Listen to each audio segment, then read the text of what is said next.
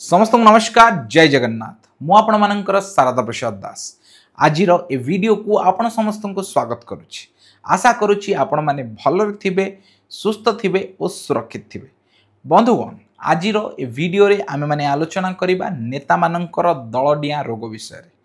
ओडिशा रे आज समय रे गोटे विराट बड़ रोग देखिबा को मिलिछि ता हेला नेता मानकर दलडिया। जदि नेता निजे दल डेउनी ताले से ता स्त्री को डियाउछि ता पुओ को डियाउछि न ता परिवार रो कोनोसी गोटे सदस्य को डियाउछि कारण एमानंकु दरकार विजयर ग्यारंटी बा एमानंकु दरकार गोटे निर्वाचन टिकेट जहाकु ने माने लड़िबे तांकर कलाधन को एमाने व्यवहार करिवे एवं से कलाधन को व्यवहार करिकि जितिबे एवं जितिबा परे आहुरी कलाधन को तयारी करिवे।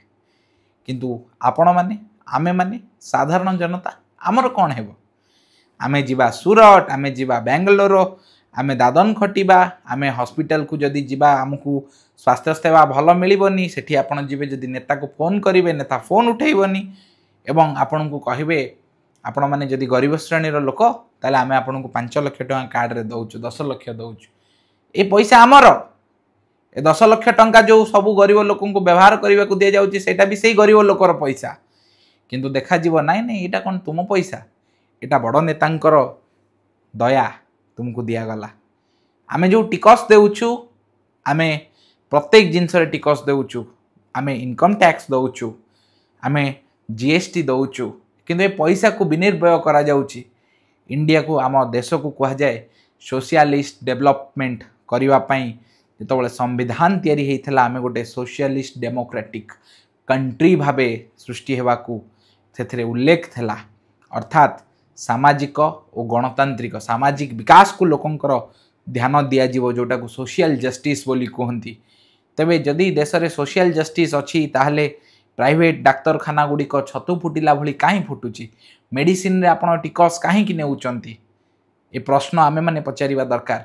जदि डाक्तरखाना आपण माने मागणा करिदेबे जदि स्वास्थ्य सेवा को ही आपण माने मागणा करिदेबे ताले कौन दरकार विजु स्वास्थ्य कार्ड रो कौन दरकार आयुष्मान भारत रो किंतु नाई एमाने आपण को बोका बनेबे ताकि एमाने मेडिसिन कंपनी ठू इलेक्टोरल बॉन्ड माध्यम रे पैसा नेबे एवं आपण मरी गले तांको फरक पड़ेनी नेता तार पुओ को नहीं कि गोटे दल रु आ गोटे दल को पळेइबो आपण भकुआ हेइ जिवे आमे समस्ते भकुआ हेइ जिबा।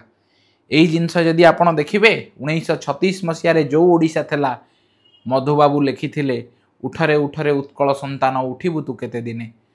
तबे आजिर समय को जदि आमे देखिबा से कविताटी को जदि आपण शुणिबे भल भावरे ताले आपण बुझी परिबे एवं जानी परिबे केमिति भावरे से कालजयी कविता आजिर समय रे भी माने परफेक्टली मैच करे। आम ओडिशार लोक माने जदि तोषामदिया मानकु भोट देबे जेउ माने नेतांकर गोड़ चाटुचंती से मानकु आपण जदि नेता भाबिबे ताले प्रकृत रे जेउ माने राजनीति करिवा कथा से मानकु लज्जा लागिबो। आमे ए राज्य रे आमर अनेक बड़ बड़ नेता थिले तांको समस्त को आमे भूली जाइछु पूर्व पुरुषों को आमे आउ खातिर करूनु पूर्व पुरुषों को आमे भूली गलु। एथर ओडिशा को शासन करिवे अण ओडिया ओडिशा को शासन करिवे एठू उड़िया सिथिबा नेता ओडिशा विषय रे पदे जानि नथिबा नेता आपण मानकु शासन करिवे से स्थिर करिवे आपण कोन खाइबे कोन पिंधिबे केमिति रहिबे। तेबे आमे तांको भोट देबा कारण जनता को मदद दरकार एसएचजी महिला मानकु लोन दरकार समस्ते जदि खुशी लोक आपण को पचारिबे आपण माने खुशी तो आपण को टेम्पररी खुशी दरकार से खुशीटे केते प्रकार आपण पचारंतु जेतबेले आपण दादन खटिबा को जाउचंती गुजरात जेतबेले आपण दादन खटिबा को जाउचंती सूरत सेठु आसुचंती आ फीस्ट खाउचंती गाँ गहली रे बसिकी फीस्ट पई आपण पैसा देबा को पडुनी मागणा रे महालिया पाइले खाइदेले मागणा पाइले ओडिशा रे लोक पिचु भी गिली देबे।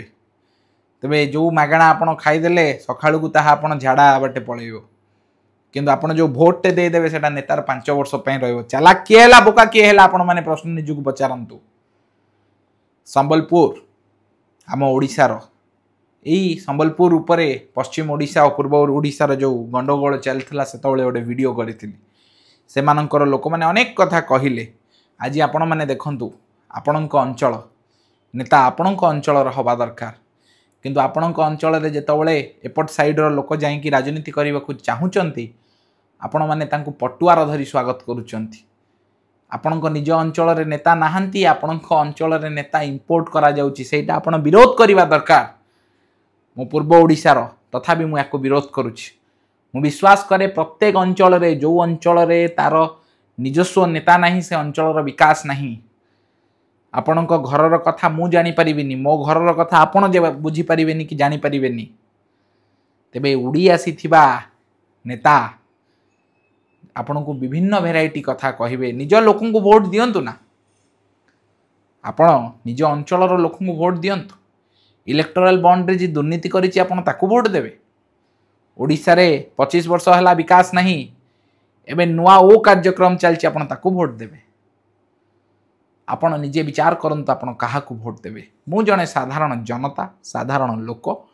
ମୁଁ ଏଠି ଆପଣ ସମସ୍ତଙ୍କୁ ଗୋଟିଏ କଥା କହିବି, ଭୋଟ ନିଶ୍ଚିତ ଦେବାକୁ ଯାଆନ୍ତୁ, କିନ୍ତୁ ନୋଟାରେ ଭୋଟ ଦିଅନ୍ତୁନି। ଆପଣ ଯଦି ନୋଟାରେ ଭୋଟ ଦେଇଦେବେ ସେ ଭୋଟଟି ଆପଣଙ୍କର ବେମୂଲ୍ୟ ହେଇଯିବ। କିନ୍ତୁ ଦଳ ଡିଆଁ ନେତାଙ୍କୁ ଜୀବନରେ ଯଦି ଆପଣ ଭୋଟ ଦେଉଛନ୍ତି ତାହେଲେ ଆପଣ ତୋଷାମଦିଆ ଅଟେ କୁକୁର ପ୍ରକୃତି, ଅଇଁଠା ପତରେ ଧ୍ୟାନ। ଆପଣ ତୋଷାମଦିଆକାରୀଙ୍କର ଯଦି କୁକୁର ପାଲଟିବେ ତାହେଲେ ଆପଣଙ୍କୁ ଆଉ ସ୍ୱାଭିମାନୀ କହି ହେବ କି? ଏ ପ୍ରଶ୍ନ ଆପଣ ନିଜକୁ ପଚାରନ୍ତୁ। ଆଜି ଆମ ଓଡ଼ିଶାରେ ଅନେକ ଲୋକ ଅଛନ୍ତି ଯେ କହିବେ ଅଣ ଓଡ଼ିଆଙ୍କର ଆମେ କ୍ରୀତଦାସ ହେଇପାରିବୁ। ଆପଣ ହୁଏତ ଅଣ ଓଡ଼ିଆଙ୍କର କ୍ରୀତଦାସ ହୋଇପାରିବେ, ଆମେ ହେଇପାରିବୁ ନାହିଁ। ଆମେ ଓଡ଼ିଶାର ଲୋକ। ଆଜି ଆମ ରାଜ୍ୟରେ ଗୋଟେ ଅଘୋଷିତ ମେଣ୍ଟ ହୋଇଛି।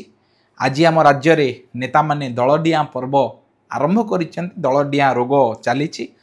ନେତାମାନେ ସ୍ୱାର୍ଥପର ହୋଇଯାଇଛନ୍ତି, କିନ୍ତୁ ନେତାଙ୍କଠୁ ବେଶୀ ସ୍ୱାର୍ଥପର ଆଜି ଜନତା ହୋଇଯାଇଛନ୍ତି। ଆପଣ ସିନା ସୁରଟ ଯାଉଛନ୍ତି, ଆପଣ ସିନା ଏସ୍ଏଚ୍ଜି ଗ୍ରୁପ୍ କରିଛନ୍ତି, ଆପଣଙ୍କୁ କହୁଛନ୍ତି ତମେ ଧୂପକାଠି ବନାଅ, ପଇସା କମାଅ, ଆମେ ଆଇଲେ ଋଣ ଛାଡ଼ିଦେବୁ। ଯଦି ଆପଣ କଂଗ୍ରେସ କଥା ଦେଖିବେ ତାହେଲେ ଋଣ ଯଦି ଆପଣ ଛାଡ଼ିଦେବେ ମାହାଳିଆରେ ଲୋକଙ୍କୁ, ତାହେଲେ ଯେଉଁ ଲୋକଟି କର୍ମ କରୁଛି ସେ କର୍ମ କରିବ କାହିଁ? ଯିଏ କଷ୍ଟ କରୁଛି ସେ କଷ୍ଟ କରିବ କାହିଁ? ସିଏ ବି ଯିବ ଗରିବ ହେଇକି ଆପଣଙ୍କ ପାଖରେ ବସିବ। ଆପଣ ସିନା ଖଣିକୁ ଲୁଣ୍ଠନ କରି ଖାଇବେ। ଶାହା କମିଶନ ରିପୋର୍ଟ କେଉଁ ଫାଇଲ ତଳେ କିଏ ଲୁଚିଗଲା, ଲୋକଙ୍କୁ ଯଦି ଆପଣ ବୁଝେଇବାକୁ ଯିବେ ଲୋକ କହିବେ ସିଏ ଖାଉ, ଆମର କ'ଣ ଅଛି, ଆମକୁ ତ ଦେଉଛି। ଏହା ହେଉଛି ଆଜି ଲୋକଙ୍କର ମାନସିକତା। ଏ ଜିନିଷକୁ ଆମେ କେବେ ବୁଝିବା? ଆମେ ଓଡ଼ିଆ ମାନେ, ଆମେ ଉତ୍କଳର ସନ୍ତାନ ମାନେ, ଆମେ କଳିଙ୍ଗର ସନ୍ତାନ ମାନେ କେବେ ଉଠିବା? ମଧୁବାବୁ ପା କହିଥିଲେ, ଉଠରେ ଉଠରେ ଉତ୍କଳ ସନ୍ତାନ ଉଠିବୁ ତୁ କେତେ ଦିନେ। 1936ରୁ 2036 ଆଉ କିଛି ବର୍ଷ ଗଲେ ଆସିବ, ଆମେ ଉଠିପାରି ନାହିଁ। ଏ ପ୍ରଶ୍ନ ମୋର ନୁହେଁ, ପ୍ରଶ୍ନ ସବୁ ସ୍ୱାଭିମାନୀ ଓଡ଼ିଆଙ୍କର। ଯଦି ଆପଣଙ୍କ ଭିତରେ ଓଡ଼ିଆ ଅସ୍ମିତାକୁ ନେଇ ସ୍ୱାଭିମାନ ଅଛି ତାହେଲେ ଭିଡ଼ିଓକୁ ଅଧିକରୁ ଅଧିକ ସେୟାର କରନ୍ତୁ। ଯଦି ଆପଣ ଓଡ଼ିଶାକୁ ଭଲ ପାଉଛନ୍ତି, ମାଟିକୁ ଭଲ ପାଉଛନ୍ତି, ତାହେଲେ ଜୟ ଓଡ଼ିଶା କମେଣ୍ଟ କରନ୍ତୁ। ଆପଣ ପଶ୍ଚିମ ଓଡ଼ିଶାର ହୁଅନ୍ତୁ, ଆପଣ ପୂର୍ବ ଓଡ଼ିଶାର ହୁଅନ୍ତୁ, ଆପଣ ଉତ୍ତର ଓଡ଼ିଶାର ହୁଅନ୍ତୁ, ଆପଣ ଦକ୍ଷିଣ ଓଡ଼ିଶାର ହୁଅନ୍ତୁ, ଆମେ ଯଦି ସମସ୍ତେ ଏକଜୁଟ ହୋଇ ସଂଗ୍ରାମ କରିବା, ଯେମିତି କଥାରେ ଅଛି 5 ଉଙ୍ଗଲି ମିଲଯାଏ ତ ବନଯାଏ ମୁଠି, ଏ ମୁଠି ହେଇକି ତାଙ୍କୁ ମାରିବାକୁ ପଡ଼ିବ ଏବଂ ଏ ମୁଠି ଏଇ ସବୁ ଦୁର୍ନୀତି କରୁଥିବା ଲୋକଙ୍କ ମୁହଁରେ ବାଜିବାକୁ ପଡ଼ିବ, ତାଙ୍କ ନାକ ଫଟେଇବାକୁ ପଡ଼ିବ, ତାହେଲେ ଯାଇକି ଆମେ ବିପ୍ଳବ କରିପାରିବା। ଆପଣ ଭାବନ୍ତୁନି ବିପ୍ଳବରେ ଆପଣ ଅନେଇକି ବସିଥିବେ ଆମ୍ବ ଗଛ କେବେ ଆମ୍ବ ତଳକୁ ପଡ଼ିବ ଆପଣ ଖାଇବେ। ପଥର ଧରନ୍ତୁ, ଆମ୍ବକୁ ଫୋପାଡ଼ନ୍ତୁ, ଆମ୍ବକୁ ତଳକୁ ଖସାନ୍ତୁ। ଆମ୍ବ ଛାଁ ଗଳେନି, ଆପଣଙ୍କୁ ଖସେଇବାକୁ ପଡ଼ିବ। ଛାଁ ତ ଗଳିଲେ ଆପଣ ଆଉ କ'ଣ କଲେ? ଏତିକି କହିବି ଆଜିର ଭିଡ଼ିଓରେ। ଆଶା କରୁଛି ଭିଡ଼ିଓର କଣ୍ଟେକ୍ସଟ ଆପଣମାନେ ବୁଝିପାରିଥିବେ ଏବଂ ଭିଡ଼ିଓକୁ ଅଧିକରୁ ଅଧିକ ସେୟାର କରନ୍ତୁ। ଆମ ସହିତ ଏହି ସଂଗ୍ରାମରେ ଆପଣମାନେ ସାମିଲ ହୁଅନ୍ତୁ। ସଂଗ୍ରାମ ହେଉଛି ଏକ ନୂତନ ଓଡ଼ିଶା ବନେଇବାକୁ, ସଂଗ୍ରାମ ହେଉଛି ଏକ ବିପ୍ଳବର ପ୍ରତିଧ୍ୱନି ସୃଷ୍ଟି କରିବାକୁ, ଯାହାଦ୍ୱାରା ଆପଣମାନେ ସମସ୍ତେ ବିପ୍ଳବର ଗୋଟେ ଗୋଟେ ଅସ୍ତ୍ର ହେବେ ଏବଂ ଏହି ବିପ୍ଳବ ଓଡ଼ିଶାକୁ ବଦଳାଇ ଦେଇପାରିବ। ଆମେ ଓଡ଼ିଶାକୁ ଦୁବାଇ କରିବାକୁ ଚାହୁଁଛୁ, ଆମେ ଓଡ଼ିଶାକୁ କତାର କରିବାକୁ ଚାହୁଁଛୁ, ଆମେ ଓଡ଼ିଶାକୁ ସିଙ୍ଗାପୁର କରିବାକୁ ଚାହୁଁଛୁ, କିନ୍ତୁ ନେତାମାନେ ଚାହାନ୍ତି ନାହିଁ। ସେମାନେ ତାଙ୍କ ପିଲାକୁ ଅମ୍ବାନୀ କରିବାକୁ ଚାହାନ୍ତି। ଜୟ ଜଗନ୍ନାଥ, ବନ୍ଦେ ଉତ୍କଳ ଜନନୀ, ଜୟ ଓଡ଼ିଶା, ଜୟ ଭାରତ।